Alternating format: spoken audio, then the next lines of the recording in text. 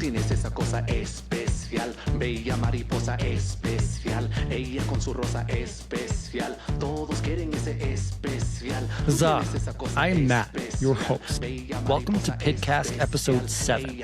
We are the podcast by fans, for fans, and for people who know it's always yappy hour somewhere. PIDCAST is part of the Bangarang soccer community, telling stories a mile in the sky and on till morning. And boy, are we telling stories this year. Don't forget to check out our NWSL sister show, Sum It Up, with Hallie Gardo and Kaylee Long, covering all things Denver Summit FC, our new interview series Interrobang, and our bi-weekly Rapids 2 show called R2P2 with Keith Richards. I'm joined by... Yeah, that silence means I'm joined by no one, because in true solidarity with the team we cover, Sarah and Monk also received red cards last weekend and are now serving their one-episode suspensions. You're stuck with me, folks, and it's gonna get weird.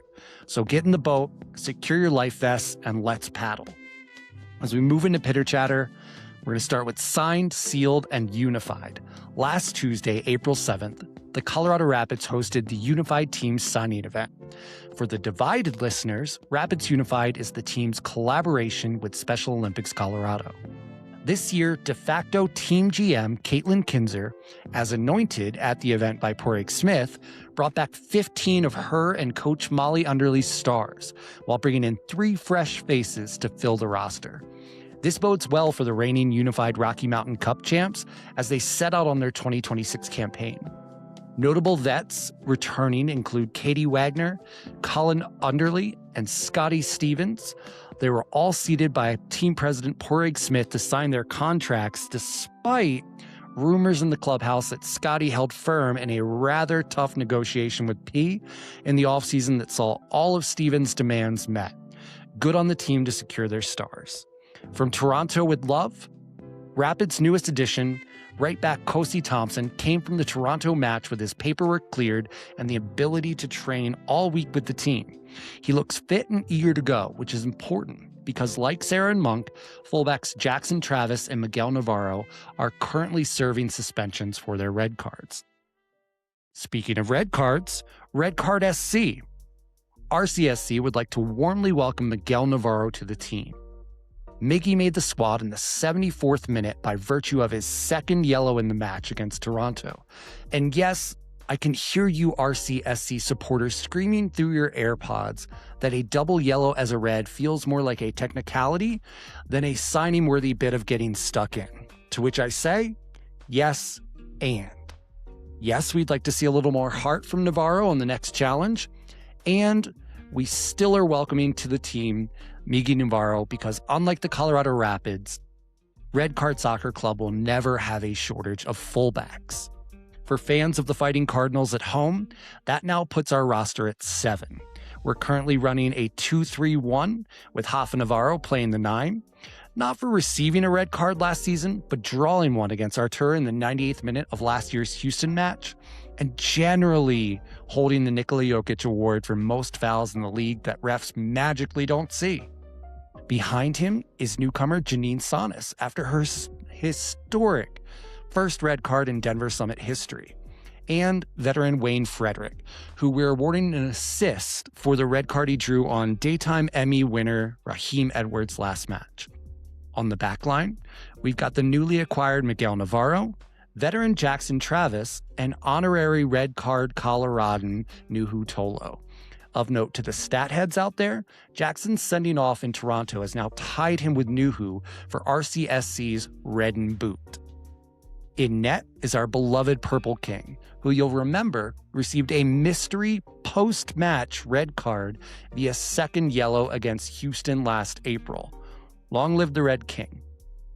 Lordy Georgies. Georgie with a D, Mihailovic, missed last week's revenge tilt against his former Rapids with a pelvis injury designation. Toronto announced today that the pelvic stress fracture will keep our beloved gamer out for at least 8 weeks. In other news, the price of Lego stock just went up. And speaking of Legos, Lego!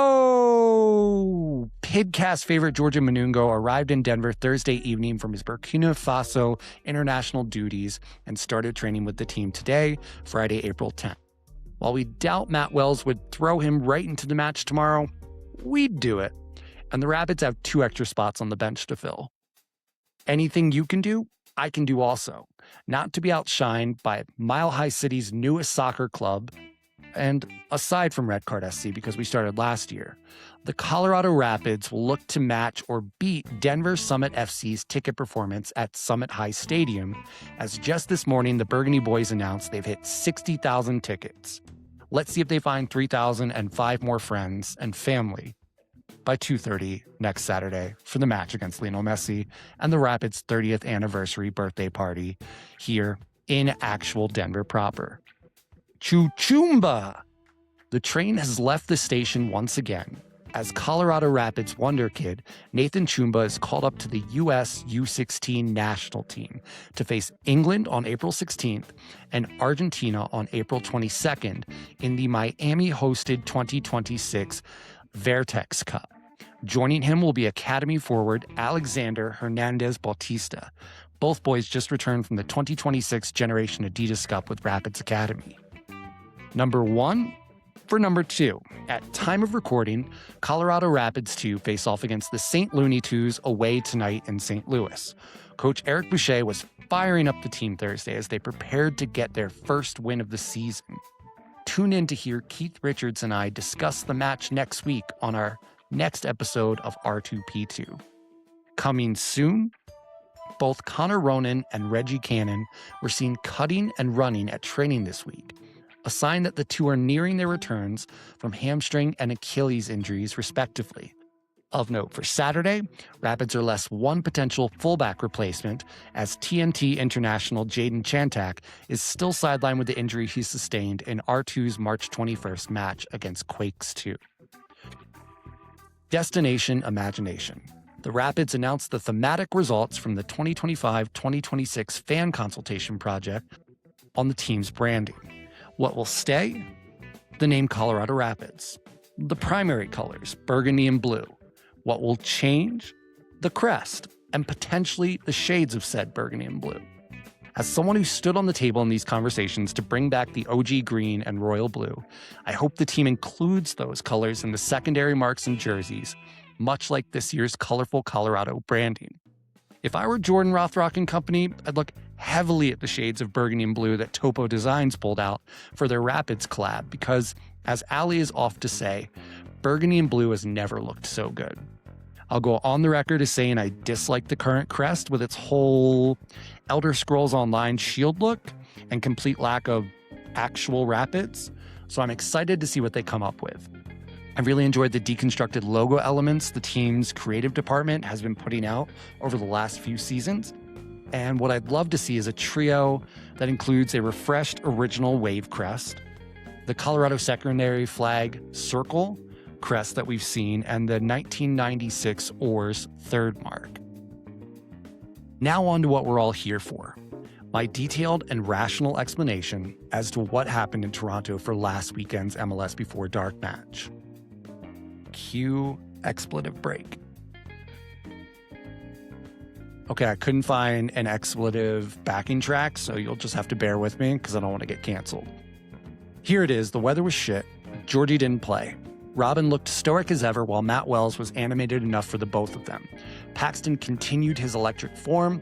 Keegan Rosenbanger made an appearance. Lucas Harrington remains on MVP watch. Zach Steffens' controller batteries died. Raheem Sterling won the Daytime Emmy Award for Best Lead Actor in a Drama Series. And in the year of our soccering Lord, 20 and 26, a professional soccer match finished with 18 total players on the pitch. Needless to say, to referee Ricardo Montero, you'd better see about refunds on your Blucifer Fest tickets this summer because if you step foot in Denver, it is absolutely on site. That's it. That's all. Whatever. I'm done with this match. As we look around the league, I want to point out a couple of matches. Namely, that Miami couldn't even score the first goal in their brand new, with a U for some reason, stadium. as often SC's Guillermo Biro became the hero we all needed and christened the scorecard before little Lionel Messi could wrap his head around it. Other matches, LAFC definitively proved that Disneyland is greater than Disney World as they, how shall we say, de-animated their purple panhandle theme park pals from Orlando in a 6-0 slaughter that saw a Denis Boanga hat trick and Sonny serving up 4 assists in 19 minutes. Now for what newly unionized Westminster Alamo Drafthouse employees like to call the big show. This weekend, your Burgundy boys return home for the first time since the Rockies got good. Hashtag Purple Penner Pinstripe Pennant? Too soon? To face Sam Vines' Houston Dynamo. Houston sit 10th in the West with 6 points off a record of 2 wins and 3 losses. They've got a -2 goal differential with 8-4 and 10 against, and are coming off a 3-game stretch featuring a 3-2 home victory over the Cole Bassett-less Timbers, a 3-4 loss away in a Texas Derby match against Dallas, and a 0-1 to the Seattle Paul Rothrox. Conversely, our Colorado Rapids sit 8th in the West, with 9 points on 3 wins and 3 losses. Pids have been scoring too, 13 times specifically, giving them a +3 differential over their 10 goals conceded. Rapids return from a less than stellar Road 3 that saw them lose 2-3 in Toronto, again, whatever, win 4-1 in Kansas City, and lose 1-3 in a baseball stadium. Notably, Rapids are undefeated at home under Matt Wells, but will be without 3 of their 4 top 4 fullbacks in Reggie Cannon, Jackson Travis, and Miguel Navarro, latter 2 serving red card suspensions. Connor Ronan remains out with a hamstring injury, and Teddy Kudibietro with an injury to the shoulder. Houston will be out 2 of their Brazilians in midfielder Artur and center back Lucas Halter. Also, and this is big, Jack McGlynn is questionable to play with a lower body injury designation. Word on the street is that he is in the Mile High City and will be a game-time decision. That said, the crux of this game will lie on 2 fronts. Whether Jack McGlynn suits up and whether the Rapids come into this match intending to make Houston the victim of their match in Toronto, just like they made Portland the victims of their match versus Seattle. For Houston, McGlynn is the straw that stirs the drink, and a majority of the energy and connective tissue for whatever game plan Ben Olsen tends to roll out. Additionally, he's one of Paxton Aronson's besties. I'm sure you've heard how many times we've called on Paxton and Porig to leverage that friendship to get Jack to a humidity-free climate permanently, because even burgundy as a color is more versatile than orange. That said, I'd love the Rapids prospects if McGlynn sits, but I personally want to watch him play. Watch Pax battle him, and watch Matt Wells' side take a convincing win without any caveats that Houston's young star would have made the difference. On the Rapids side of the pitch, I'm curious to see what 11 they start the match with. Matt Wells lamented the lack of time Dante Seeley and Alexi Manyoma got on the pitch in Toronto due to the red card substitutions needed. He even went so far as to say he greatly considered starting Alexi Manyoma from the jump in that last match. Additionally, we'll need a yet-to-appear in that position fullback. And there's still the question of will Matt Wells hold trend and bench Zach Steffen for his errors last weekend. Given Houston's lack of overall running and field tilt, I think the Rapids will want to use their home advantage and come out firing at 5,280 feet in sky. I would not be surprised if Hoffa was flanked by both Alexi Manyoma and Dante Seeley. With Paxton Aronson and Wayne Frederick and Hamzato Jetterenman in the midfield, we'll almost certainly see center back pairing Rob Holding and Lucas Harrington yet again. However, I don't have a read on whether we'll just see Noah Cobb join them in a back 3 and Josh Atencio squeeze in front of them in the midfield, or if we'll see Cobb or even Wayne Frederick slot into that second fullback role on whichever side Keegan doesn't occupy in this scenario. While I think we could certainly see Kosi Thompson tomorrow, I don't think he starts, and I'm unsure if Jabari DeCoteau has traveled to St. Louis with R2 and or will be back in time for Saturday's match. Do think Zach Steffen gets the start again. Goalies are like pitchers, and I'm not sure benching him prevents or propels the yips, and I think Matt Wells is smart enough to know that. Zach being the captain might be the exception to the rule of bad game benching. That said, I would not blink an eye or lose confidence if it's Nico Hansen on the XI. At the risk of looking like Monk, I'm going 4-0. I think this is an easy win for the Rapids. I just don't see a way Houston's current form can keep up with a vengeful Rapids side at altitude for 90 minutes. I think we get the clean sheet focus of the post-Seattle Portland match from Zach Steffen and company, paired with the they could have scored 7 surge of Rapids versus Sporting KC. Goal scorers, I got Paxton, Dante, Hoffa, and I think Rob Holding gets a header past his old pal John Bond, just like he almost did last season. At me when I'm right, shots fired. That's not all, folks. We've got one more match to preview, as the Burgundy boys try to earn tacos this Tuesday in a U.S. Open Cup round of 32 match against USL League One side Union Omaha at the Dick here in Commerce City. Listeners might balk at the third division opponent, but Omaha are no slouches. They sit third in their league, having only lost 1 in 4 league matches. Like the Rapids, they currently have a +3 goal differential in league play, having let in 5 goals and put in 8. And speaking of putting in 8, their Open Cup run has seen them put up an 8-0 win against, and I don't know how to pronounce this, Bofs St. Louis, which I just learned today. Bofs is Bosnian slang for homie. They also won 2-1 over Indy 11. I think Rapids win if they take this team seriously. I do not think Matt Wells uses this game to rotate players, as he's on record saying he wants to win everything but the Fair Play Award. I called at the beginning of Matt's tenure that he'd be a knockout and late season performer in his first year. I was pleasantly wrong about the early success, and I think I'll be pleasantly right about his ability to make his side uncup-settable. For me, given the competition, I want to see the Wingers run riot over the Owls of Omaha and really use this match to spark their mojo as we continue into this difficult stretch of next 5 league plays. I'm going to go 4-1 Rapids. I'm only going 1 for Omaha because of the chaos that can be the Open Cup, and I'm giving that one to center back Samuel Owusu, who's scored 3 in the tourney so far. I think in Winger Fest mentality, Rapids goals go brace for Alexi Manyoma. I think Georgie Manungo opens his account, and then we got to give one to Dante and Yappy. Show up for this one, guys. These games are honestly just really fucking cool. If it's not crowded, you're going to hear everything they say on the pitch, which are some of my favorite highlights from watching soccer matches.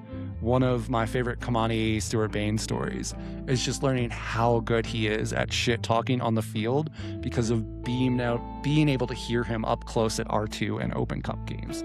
So shout out to KSB for bringing that cool and swagger and really knocking the opponents down a few pegs when he's on the field. Show up on Tuesday night at the Dick to see who the other Rapid shit talkers are going to be, if nothing else than to celebrate Matt Wells' first knockout win and the Rapids advancing to the round of 16 in a 100-plus-year-old American soccer tournament. That's it for game previews. Final thoughts. This was weird.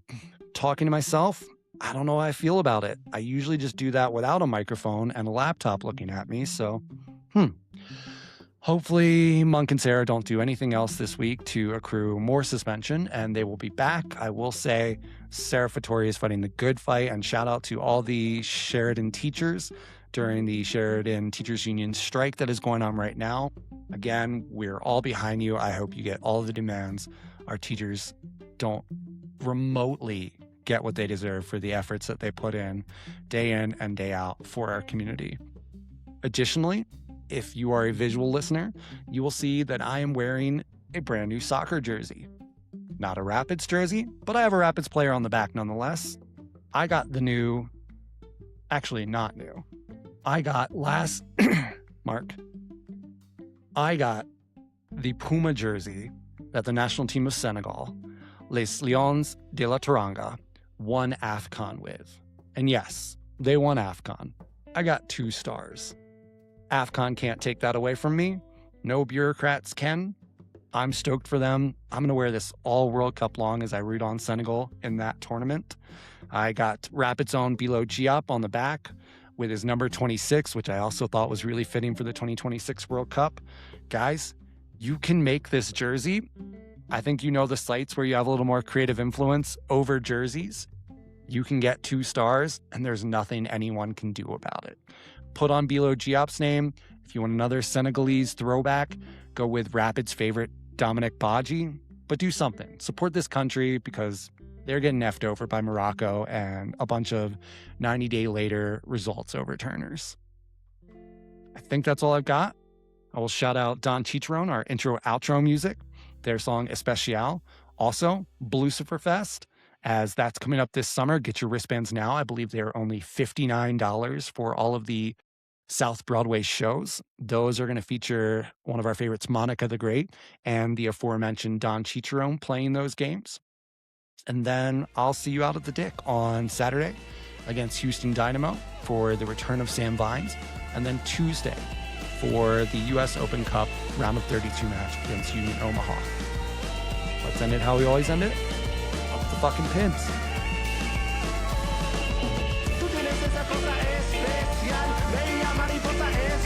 Ella con su rosa